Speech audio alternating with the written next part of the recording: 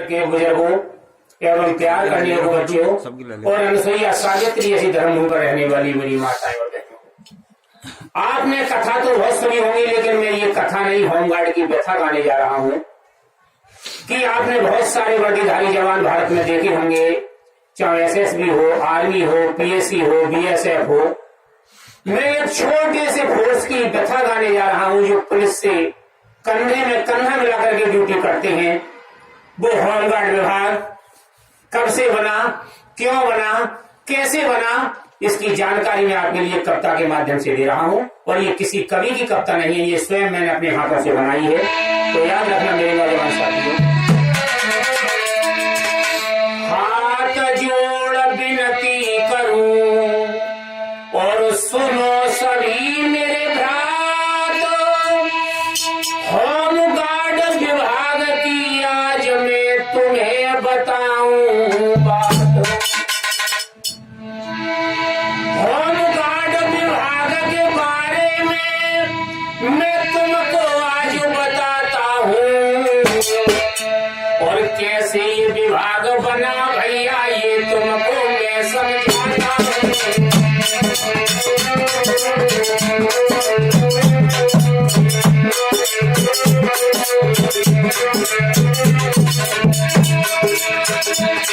कैसे ये विभाग बना भैया ये तुमको मैं समझाता हूँ। कैसे ये विभाग बना भैया ये तुमको मैं समझाता हूँ।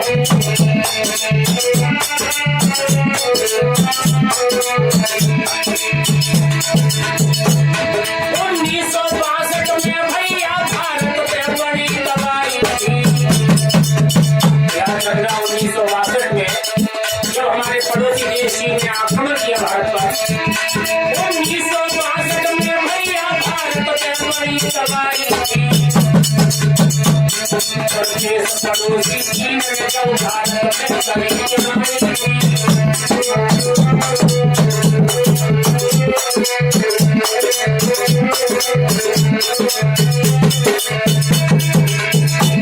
जनता में हाहाकार हुआ, नेताओं ने मंथन किया, और भारत की सरकार ने तो है होमगार्ड स्थापित किया।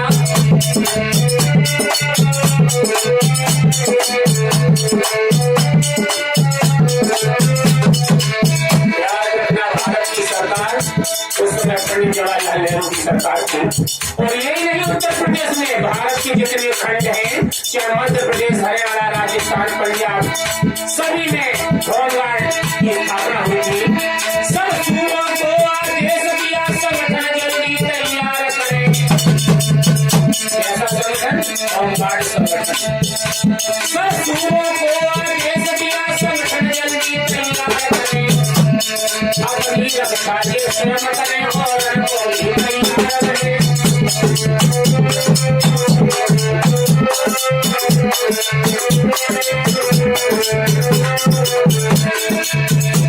और गांव शहरों में जाकर के भैया ये अलग जगाई है। स्वयं पहुंचे थे भारत सरकार के लोग गांव गांव में। ऐसा नहीं था कि अब 100 वैकेंसी निकली है, 1 लाख फार्म भरे जा रहे हैं। ना, जिसको उसमें भर्ती होना था नाम लिखे जा रहे थे गांव शहर में। गांव शहर में जाकर के भैया ये अलग जगाई है। और जहनम सबके नाम से तवज्जो तो भूल बनाई है।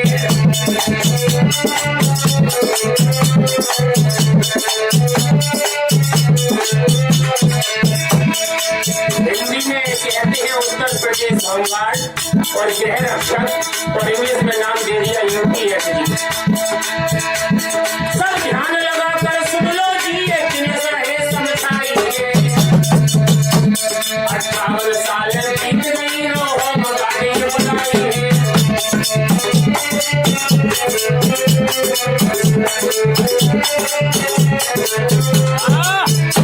58 वर्ष बीत गई लोगों। सरकारी नौकरी में भर्ती होने के बाद 60 साल पर मनुष्य रिटायर हो जाता है कर्मचारी, लेकिन 58 साल में होमगार्ड को क्या मिला ये अपनी कविता के माध्यम से बता रहा हूं। और उस समय जो थोड़े पढ़े लिखे थे, ऐसा नहीं है मैं भी, जो 5वां 8वां थे उन्होंने सरकार से मांग की उस समय, याद रखना, जो पढ़े लिखे थे थोड़े से भैया वे बन गए अधिकारी। होमगार्ड बेचारा अनपढ़ था, उस पर थी कचहल्ला जाती।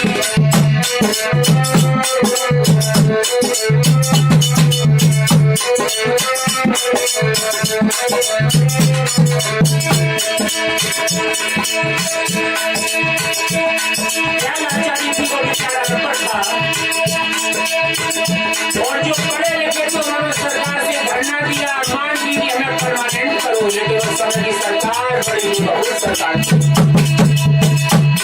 नीचे से लेकर ऊपर तक स्वयं कहाते थे।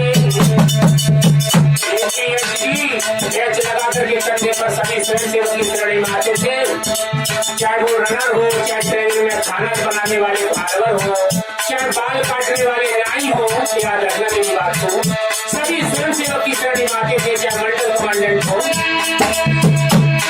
नीचे से लेकर ऊपर तक स्वयंसेवक स्वयं कहाते थे। चालाकी और होशियार लोग सरकार को हाथ सुनाते थे।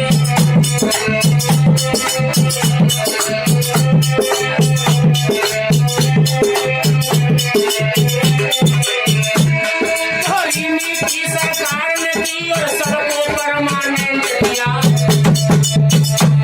और विभाग चले जाति खातिर मैं किया।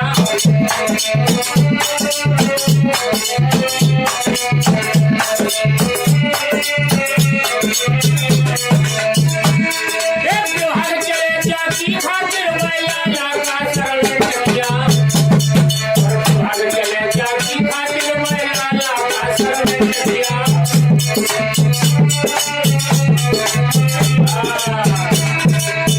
याद रखना, 2 महीने ड्यूटी, 2 महीने नहीं, 1 महीने ड्यूटी, 4 महीने नहीं, लेकिन अब क्या है, अब एमए बीए पढ़े लिखे होमगार्ड में ड्यूटी करते हैं,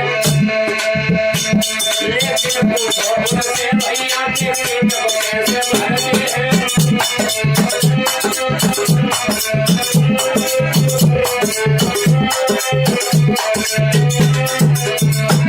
बालक बच्चे भूखे तड़पे नहीं अन्न में घर में खाने को,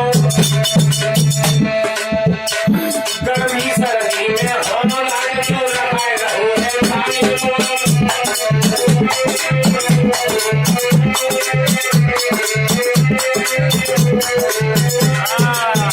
चाहे गर्मी हो, चाहे सर्दी हो, चाहे भादों की बरसात हो, बेचारा होमगार्ड अपनी व्यथा को किसी से नहीं कह पा रहा है और थाने को रखा रहा है।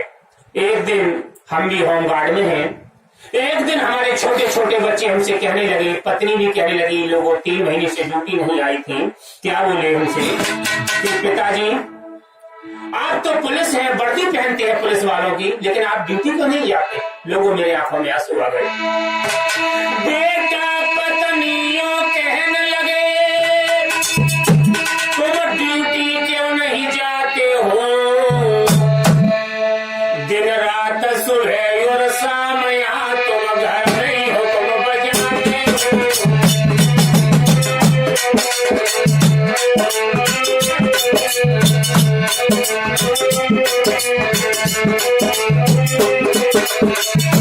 बच्चे रोकर के बोले, मेरे कलम पे कपड़ा फट रहे हैं, मेरे कलम पे कपड़ा फट रहे हैं, तुम कपड़े नहीं बनवाते हो। सरकार शिक्षा बनती है, तुम घर को बनवाते हो।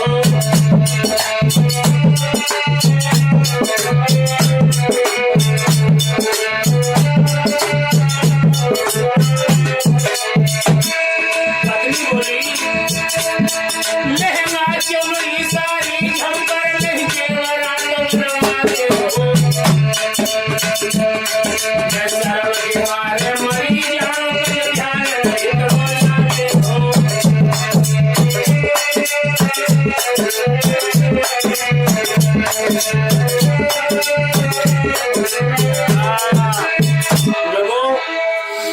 पत्नी और बच्चे कहने लगे तुम तो वर्दी पहनते हो खाकी, पुलिस हो, तुम ड्यूटी क्यों नहीं जाते हो? घर में पैसे की तबाही है, बच्चों पर कपड़े फट रहे हैं, कच्ची छत टपक रही है, बाहर का बरसना बंद हो जाता है लेकिन अंदर का नहीं जाता। लोगों मेरे आंखों में आंसू आ गए। तो मैंने समझाया नहीं, सुन बेटा, सुन के से बैन भरे जल में न कहीं मैंने बानी,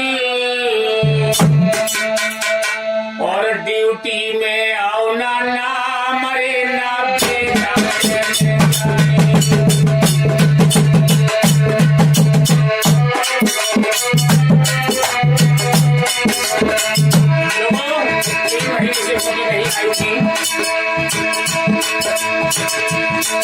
अरे नायक जानी नायक जानी नायक जानी नायक जानी,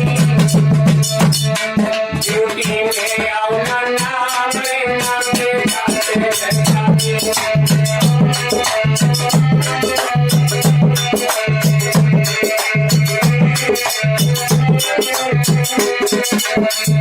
लेकिन बच्चे बोले तुम तो पुलिस हो, तुम्हारी ड्यूटी क्यों नहीं आ रही? मैंने समझाया कि हम वर्दी जरूर पहनते हैं लेकिन बेटा सुन, वर्दी पहने जरूर वेतन से दूर, अरे सोचानी हमें वेतन नहीं मिलता है, हमें मानदेय मिलता है। वर्दी पहने जरूर वेतन से दूर, अरे सोचानी और ड्यूटी की सरकार कर रही है।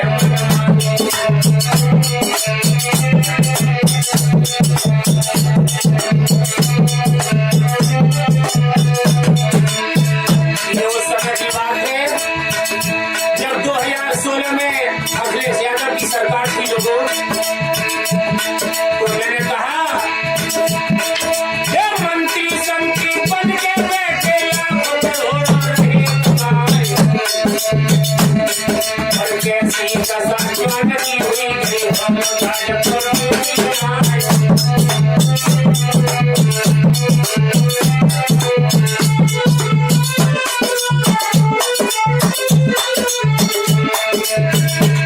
लेकिन जब ड्यूटी नहीं होती है और देश प्रदेश कमाने के लिए निकल जाते हैं होमगार्ड, जब मजदूरी चार परदेशन थोड़े बिना जाकर के नौकरी करते हैं किसी फैक्ट्री में, हिमाचल गुड़गांव आदि दिल्ली राजस्थान में, तो क्या होता है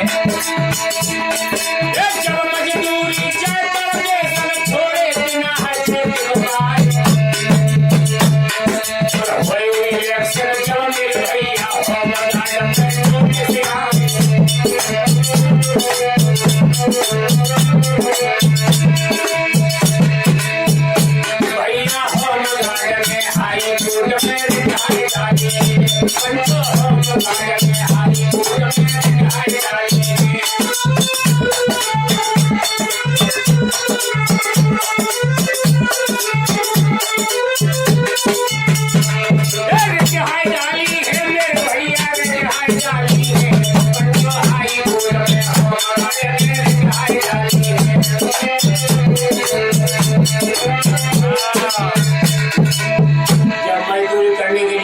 निकल जाते हैं तो इलेक्शन आ जाता है, नोटिस आ जाते हैं या तो ड्यूटी पे आओ वरना विभाग से निकले। तो पंचों सारे होमगार्डों ने मिलकर के हाई कोर्ट, या इलाहाबाद में हाई कोर्ट की बेंच है, उसमें एक रिट डाल दी कि हमें पुलिस के समान वेतन दे। और जब न्यायालय की शरण लगी है तो क्या हुआ है मेरे नौजवान साथियों, याद रखना, सरकार ने जब है न्याय सुनी तो न्यायालय की शरण लगी भैया, और तारीख पे तारीख पढ़ने लगी न्यायालय को आदेश हो गया।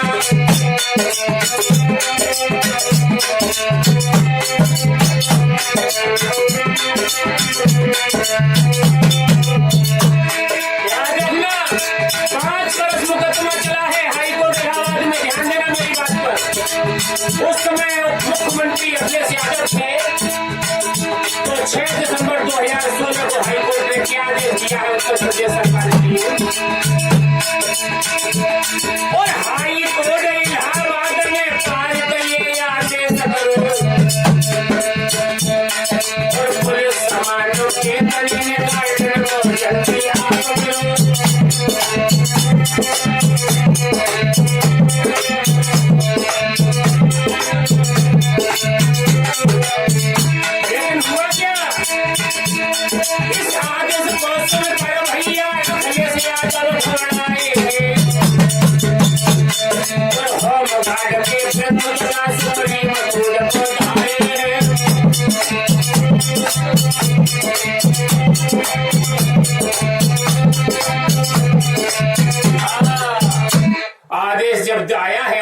प्रदेश सरकार पर, तो तुम्हें एक बात बता दूं कि जास राज्य में प्रजा दुखारी, सो नर पे अवश्य नरक के अधिकारी।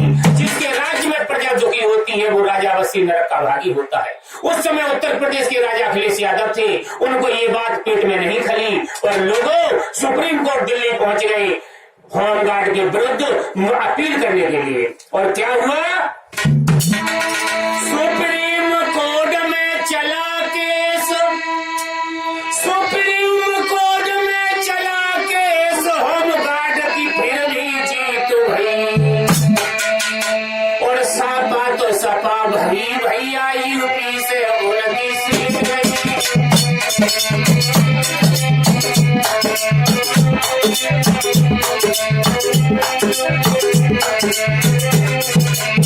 याद रखना, सुप्रीम कोर्ट ने वही आदेश रखा है जो उत्तर प्रदेश इलाहाबाद हाई कोर्ट ने रखा था।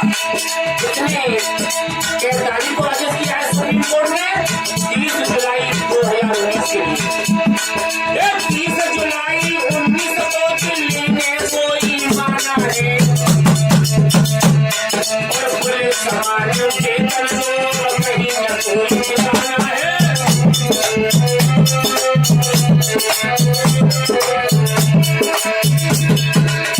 और उत्तर प्रदेश सरकार के लिए सुप्रीम कोर्ट ने क्या आदेश दिया कि 2016 से और अब तक का इनका एरियर भी दो, एरियर भी इनको दे देना और नहीं चलेगी नालायकी। आदेश का पालन चंद करोड़ गरीब पर है भारी।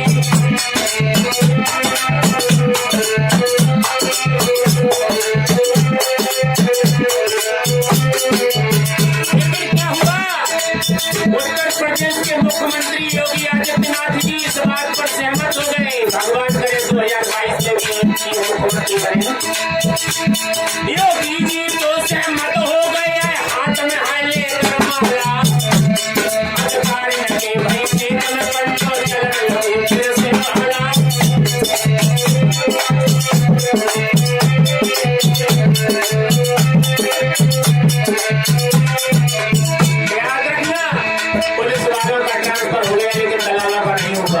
मुख्यमंत्री तो बदल गए लेकिन अधिकारी नहीं बदले, उनकी सोच नहीं बदली है। मैं कहना चाहूंगा, जब अधिकारियों को ये बात नहीं खली कि भाई ये तो पुलिस के समान वेतन पा रहे हैं, 90,000 ड्यूटी चल रही थी, उन्होंने क्या किया, 41,000 ड्यूटी कम कर दी होमगार्डों की। 41,000 ड्यूटी काटी और कर रहे थे पेलम पेला। और होमगार्ड के वेतन से करोड़ों को कर दो घोटाला।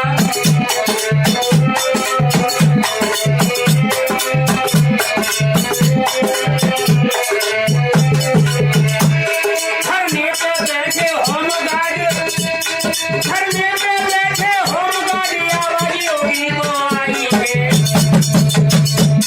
और सभी गार्डन की भैया ने ड्यूटी बहाल करवाई है।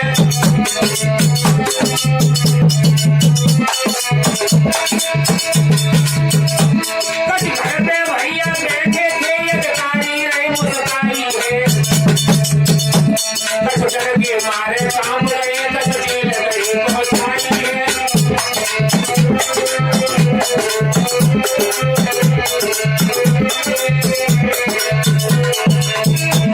और दिनेश कुमार भैया मेरे कविता तो रहे बनाई है। और भूले भैया ढोलक पे कैसी में ताल लगाई है।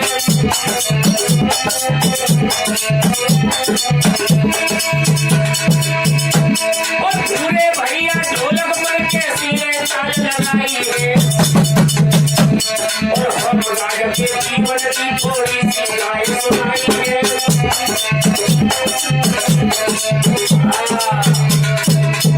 याद रखना मेरे नौजवान साथियों, बड़ी स्थिति विलक्षण हो गई। इन्होंने सुप्रीम कोर्ट का आदेश आते ही आते अधिकारियों ने ड्यूटी कम कर दी। जब धरने पर होमगार्ड बैठे, योगी तक आवाज गई तो उन्होंने ड्यूटी बहाल की। और लोगों क्या हुआ, ड्यूटी बहाल करके बेचारे होमगार्ड सेवा दे रहे हैं पुलिस से कंधा में कंधा मिला करके। और कहां कहां दे रहे हैं, जरा गौर फरमाएं। सेवा तो बराबर दे रहे हैं और कोर्ट कचहरी था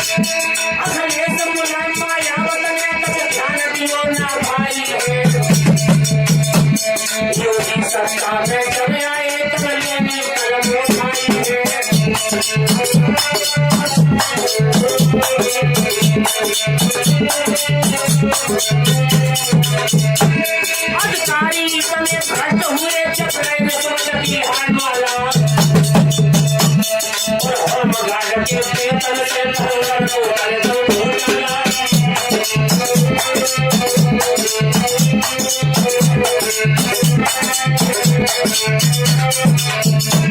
ना प्रति जूता मिले यार कागज में बांटे जाते हैं। कितने दिनों से बर्फी नहीं मिली है हमारे बेचारे को, और कितने दिनों से जूता नहीं मिले हैं। ना प्रति जूता मिले यार कागज में बांटे जाते हैं, और हम गाजर के पैसा को भैया के खाते हैं।